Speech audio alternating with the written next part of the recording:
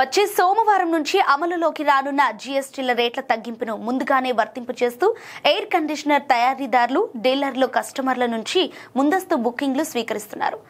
GST రేట్ల తగ్గింపు ప్రభావంతో ఏసీలకు డిమాండ్ గణనీయంగా పెరుగుతుందన్న అంచనాతో వారి చర్య తీసుకున్నారు. తాము 10% జీఎస్టీ తగ్గింపు ప్రయోజనం మొత్తాన్ని వినియోగదారులకు బదిలీ చేస్తున్నామని, మోడల్ను బట్టి ఒక్కో ఏసీపై కస్టమర్కు 4,000 వరకు ధర తగ్గుతుందని రూమ్ ఎయిర్ కండిషనర్ తయారీదారులు చెప్పారు.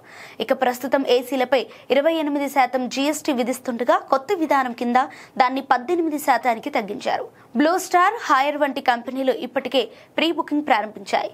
వేసవి తీవ్రత అధికంగా ఉన్న సమయంలో అకాల వర్షాల కారణంగా జూన్ త్రైమాసికంలో ఏసీల డిమాండ్ గణనీయంగా తగ్గింది.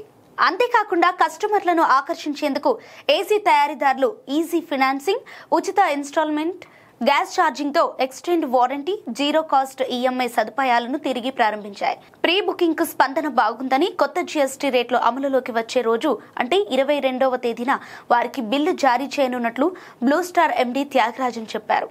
జీఎస్టీ రేట్ల తగ్గింపుతో ఈ దీపావళి సీజన్లో తాము అమ్మకాల్లో రెండంకెల వృద్ధిని సాధించగలమన్న విశ్వాసాన్ని ఎలక్ట్రానిక్స్ తయారీ దిగ్గజం Sony India managing director Sunil Nayyar ప్రకటించారు. టీవీల ధరలు సగటున 7.58% తగ్గుతాయని ఆయన తెలిపారు. ప్రీమియం సెగ్మెంట్ లో ఉన్న సోనీ కంపెనీ మోడల్ ని బట్టి టీవీల ధర 8,000 నుండి 70,000 మధ్యలో తగ్గనున్నట్లు తెలిపింది.